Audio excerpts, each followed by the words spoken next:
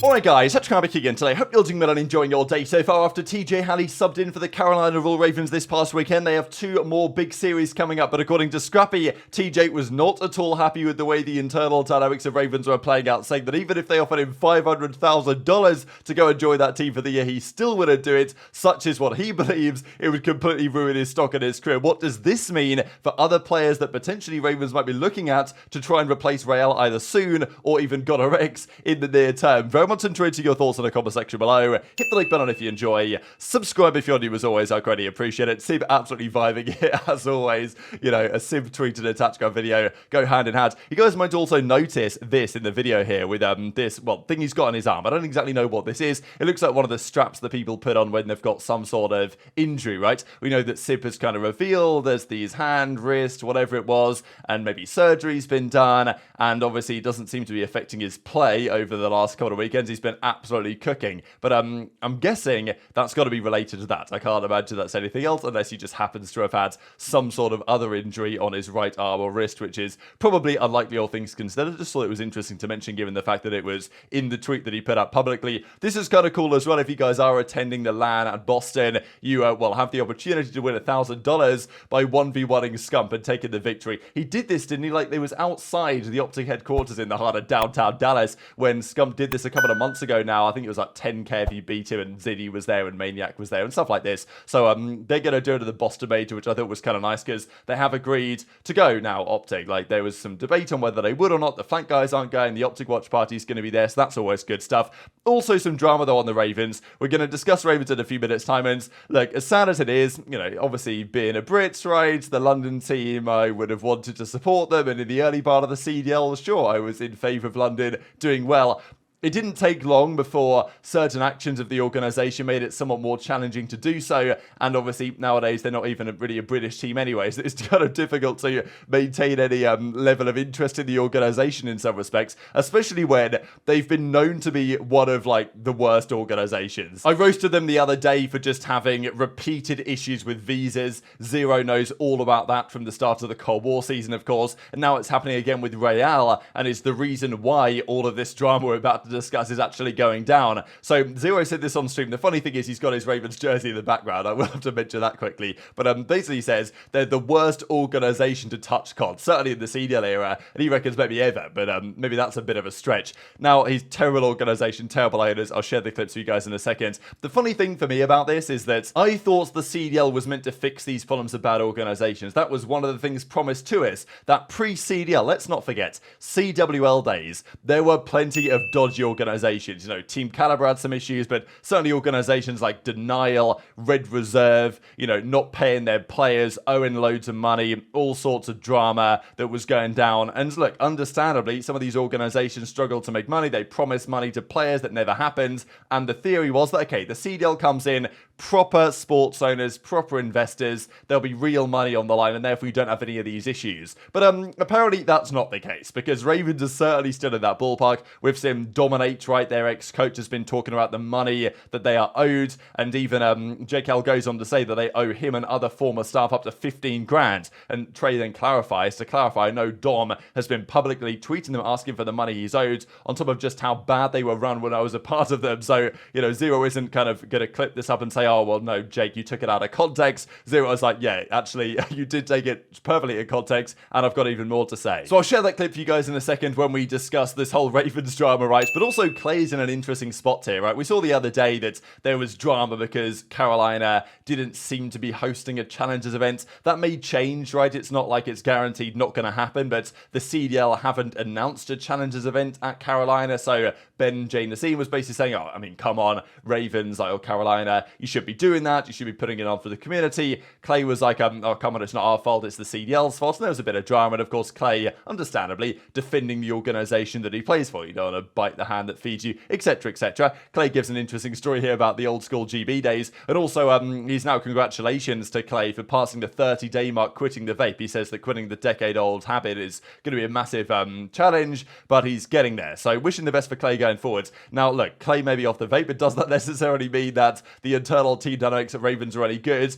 Probably not. So BPL was going down last night. Ravens are no doubt the worst team in the league right now. They have 3 map wins, 14 map losses. 12 of those map losses have come in 4 series where they didn't get a single win. So against Miami, against, I mean, they haven't played FaZe yet, I don't think, but that's going to be a bit of a bloodbath. They played Rocket, they played OpTic, and they've played Toronto, is that correct? So those are the teams they got 3-0'd by. They did manage to beat Vegas Game 5, Round 11 in that crazy reverse sweep. They somehow managed to pull off where Clay got the ninja, and then Gwyn clutched up with the ace in the round 11. But apart from that, they've been shambolic, and not just as a team, but also apparently as the organization outside of things as well, especially when Real couldn't get the visa situation sorted in time for last weekend's games. And despite Clay tweeting about, oh, you know, these visas nearly ready, they always say the visa's nearly ready, and maybe it'll be fine for this weekend. We've only got a couple of days here before Carolina play again, so maybe Real's back in time, and maybe it's fine this weekend, and maybe that's therefore fine for the major. But if they do need a substitute, or if they do need an actual replacement, because let's be honest, regardless of substitute or not, that team needs changes at some point in the very near future. Who is that going to be? Which player could they potentially bring in? So we know that TJHaLy, of course, came into the team for Real when they needed a temporary substitute. Not exactly clear whether he will stay in the team for the upcoming weekend or whether that will not be the case, at least as of the time of recording. But Scrappy reveals on stream during these Pro 8s that went down at BPL last night that actually there's more to this than meets the eye, that TJ had texted him, and I'm sure that TJ might not be so happy with him revealing this publicly, but Scrappy says, I don't care, I'm going to say it anyway, and this is what he had to say. Respectfully, I couldn't give a about Carolina. Respectfully, all right? Terrible organization, terrible owners, all right? You know, respectfully, I hope they continue as players. No, as an organization, I hope they continue getting everything that comes to them, because they're genuinely the worst organization to touch COD.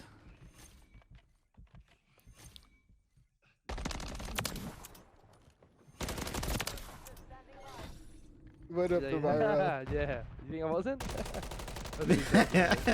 Oh my god. Damn, Tej. You went over? Yeah, he's about to. Yo, Tej texted me right after the match. He was like, I don't give a fuck that I'm saying on such stream. He was like, you can pay me 500K. I'll never join that team. Wait.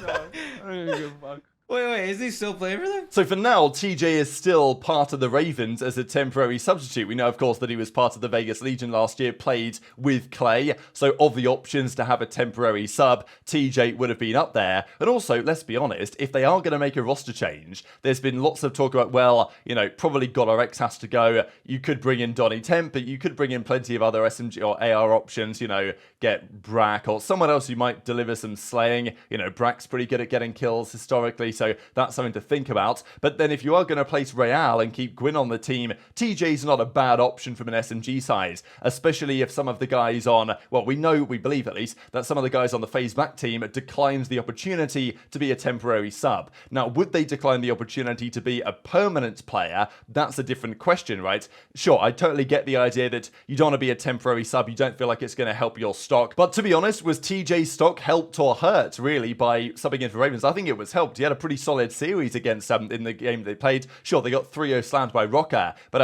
TJ, you know, 0.94, he held his own, did better than Clay, did better than GodRx, so, you know, I don't think TJ hurt his stock at all. So I think there's an argument that, you know, declining to sub in for a team might not necessarily be the best idea. But clearly, having played that series and also practiced with them for a few days, right? We know that TJ stepped in for practice, of course, they had to get ready for the games that they played, still got absolutely slammed, and now apparently he's been telling Scrappy that he basically for any money at all would not play for those guys. Now I imagine that's a bit of an exaggeration. If they actually did decide to pay him 500k, he'd probably be like, okay, well, I can't really turn this down. I'll sit in the bottom of the league and I'll get slammed, but I'll get my 500k back. But obviously that's not going to happen. So, you know, the real point is that, like, you can offer me a full-time spot, but I'm not going to take it because the team is such a shambles internally. That's the implication from TJ, if what Scrappy is saying is true, that it's just not worth playing for them because it's just going to destroy your stock in your career. Same thing for playing for Vegas over the last few years. TJ probably knows this full well. You play for Vegas, you probably get slammed most of the time.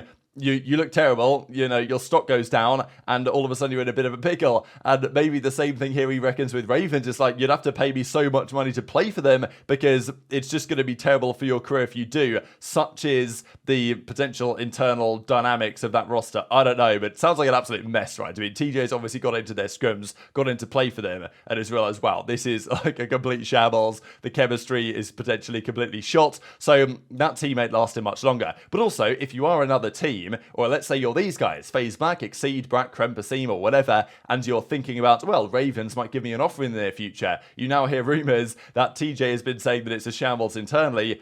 What do you do, right? Of course, these guys want to get back into the league, but if you're Kremp, if you're Exceed, if you're Brak, do you say, you know what, Ravens, I'm going to turn you down on that offer for the starting roster. I'm going to wait until, you know, another team, maybe a Surge, maybe a Boston, maybe a, I don't know, some other roster, maybe a Rocco, I don't know, wait to make changes themselves, and I'll join those guys, because Ravens maybe not so much confidence in them, especially when this weekend's, it's not exactly lining up great for them, is it? I mean, here we go again with these weekend schedules. Gotta say, this weekend schedule is actually much better than last weekend's.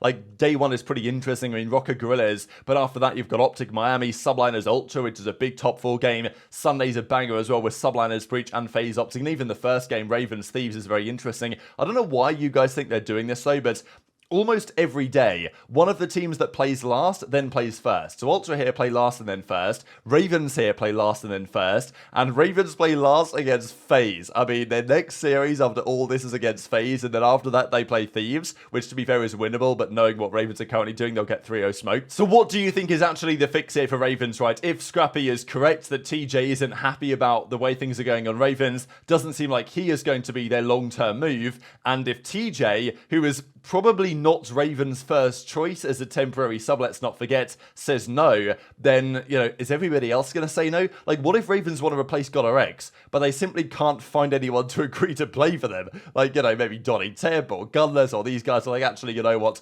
I'll bide my time and wait because I'd prefer not to join you guys because it's probably not going to end well for me based on the rumors that I'm hearing. So that's not necessarily a great sign, but I mean, what would you guys do in the comments below? It just seems like Ravens are in such a tricky spot right now. And Parasite, I think, is, well, what do you guys think about this statement here from Parasite? Because, you know, I definitely agree this game has a high team skill ceiling. I'm not sure I necessarily think it has a smaller individual skill ceiling though. That may or may not be true. This game, to be honest, at 150 health, I think that shooting straight is a more important factor. There's been lots of talk about the skill gap lately because lots of top teams are just farming hard on the bottom tier teams, and whether that's a good or a bad thing, I personally prefer having some teams better than others because when an upset happens, you actually know that it's a legit upset rather than basically a fluke. It's like the last couple of years we've had Florida mutinies. You guys probably remember this season like Vanguard. Florida would be on the verge of making a roster change, but all of a sudden they pull off a fluke win against OpTic or somebody else. Maybe it's not a fluke because they always beat OpTic, but they'd have like a fluke win just in time when the team would think, actually, maybe we're pretty good. Let's stick it out. But they weren't actually good. They just got, you know, a victory because the skill gap was maybe a bit of a question mark. Nowadays, the teams that are down the bottom of the standings absolutely unequivocally know they ain't good and they need to make changes. And, you know, maybe they get one victory here or there, but, you know, they're still going to get sound 3-0 by the top teams. So, and then again, we see Simp, who's now back on 150 health, absolutely frying. And GodRx, for example, who doesn't look good from the eye test, is getting slammed. So,